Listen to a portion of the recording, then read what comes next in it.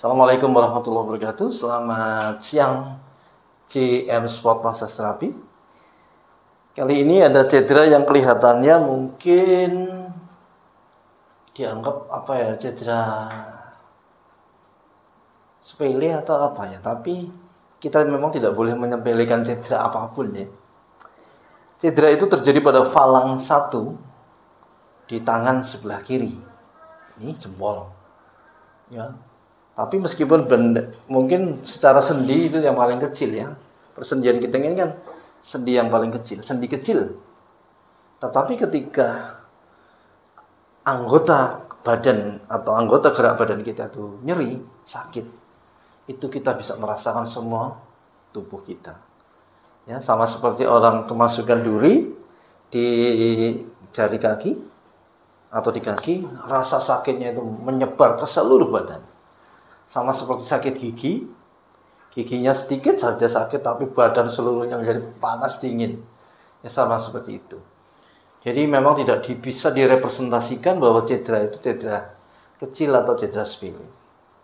Ya, ini sedang direlaksasi dulu otot-otot yang ada di ini, radialis ulnaris, ya, di semuanya ya. Kemudian di daerah metakarpal. Kemudian nanti pada dilakukan tindakan reposisi ini. Kita imbangi dulu bagian kiri dan bagian kanan. Ini ada kondisi di falang 1 tangan sebelah kiri. Ya, sekarang relaksasi sebentar.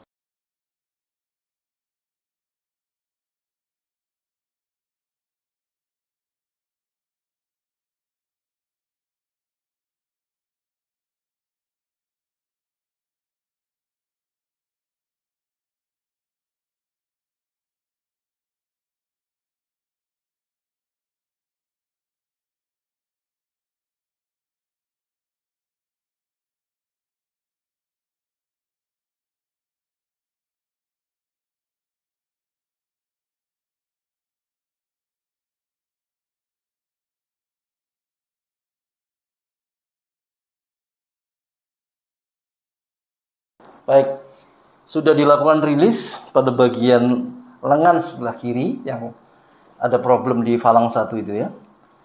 Tapi juga kita memberikan rilis pada bagian lengan sebelah kanan. Mengapa? Supaya seimbang antara kiri dan kanan.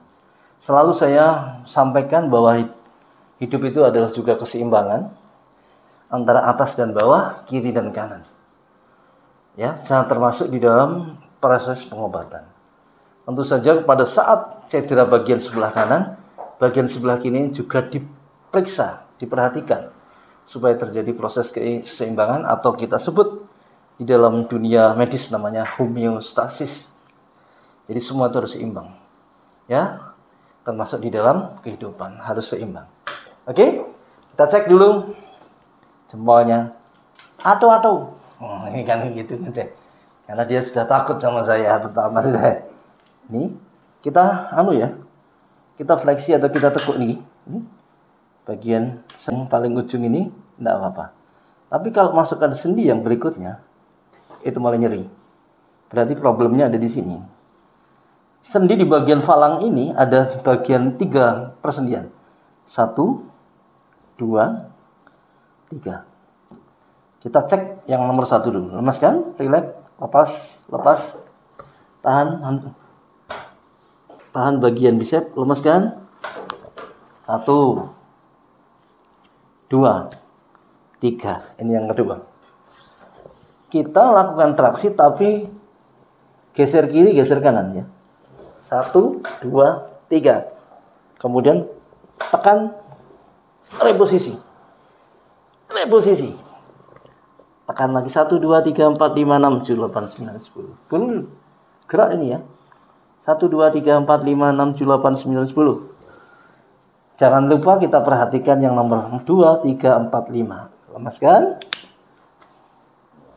Sendi ini juga kita perhatikan. Semuanya harus diperhatikan. Nih. Tahan lagi. Kena. Jadi kena. Baru fokus. Sehingga dia akan mengalami proses kesembuhan karena bagian-bagian tetangganya juga diberikan proses rehabilitasi juga. Ini ya, ini terjadi geseran compression atau compression pada bagian karpal, metakarpal. Kita lihat lagi sendi ini sakit sekali. Ini sendi ini.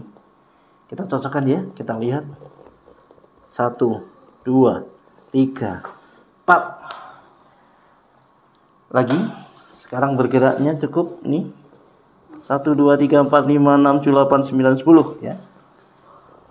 Jadi kalau kita melihat sepintas ini ada trauma ya. Ototnya ini.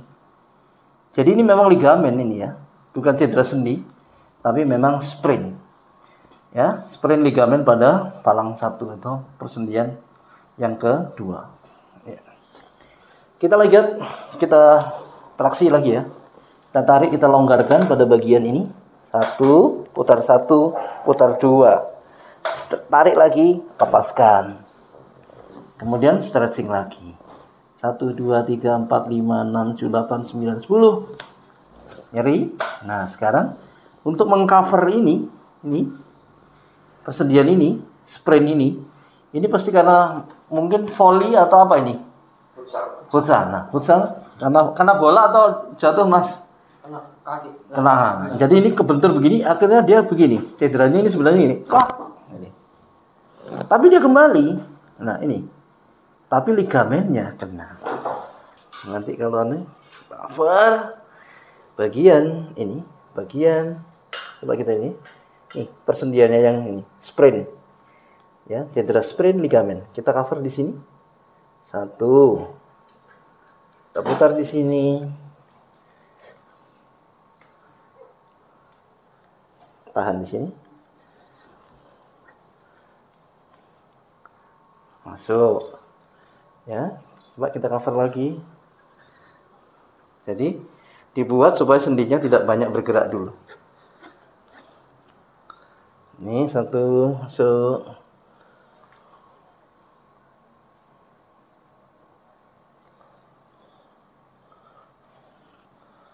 Nah, kita tahan di sini. Ya. Sebentar, bisakah di sini? Kalau dia bisa di sini, enggak usah ke sini.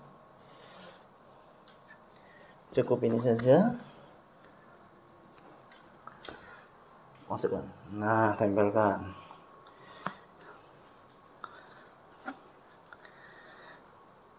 Kita cover sendinya, ya, supaya tidak banyak aktif.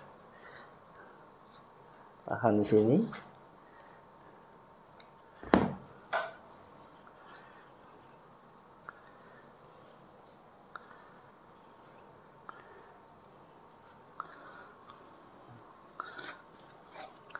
Besok pagi dilepas.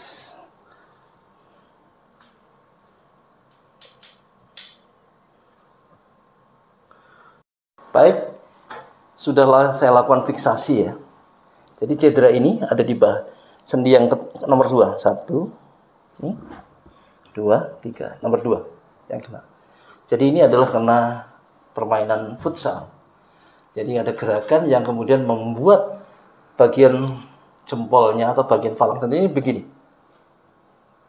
Gerakan ini yang membuat akhirnya kena di persendiannya. Jadi ini memang cedera sprain, cedera ligamen yang ada di persendian. Jadi tangannya sampai begini, jempolnya begini.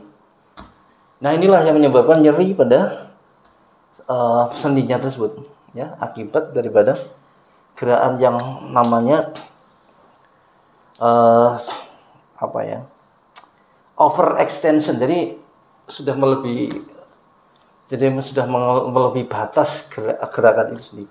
Jadi kalau ini ada batas ya, ini kan batasnya sekian ya. Jadi kalau overextension ini bisa begini. Nah, jadi kalau melebihi batas gerakan yang paling maksimal, sehingga terjadilah ini. Demikian yang bisa saya sampaikan untuk cedera ini ya. Jadi kita harus melihat karakternya, apa yang terjadi pada cedera tersebut. Tidak bisa langsung melakukan semacam diagnosa yang tergesa-gesa. Ya, tapi cedera apa ini? Ya, tidak bisa dianggap itu dan harus kemudian kalau tidak tahu kemudian meminta kepada pasiennya untuk seringkali misalnya harus foto ronsen, tidak harus ronsen, ya. Kondisi-kondisi tertentu memang tidak perlu di ronsen, ya. Jadi kalau seperti ini kan tidak perlu ronsen, tapi kita harus tahu jangan sampai sedikit-sedikit ronsen, sedikit-sedikit itu kan menyulitkan pasiennya atau kemudian membuat pasiennya menjadi lebih susah gitu.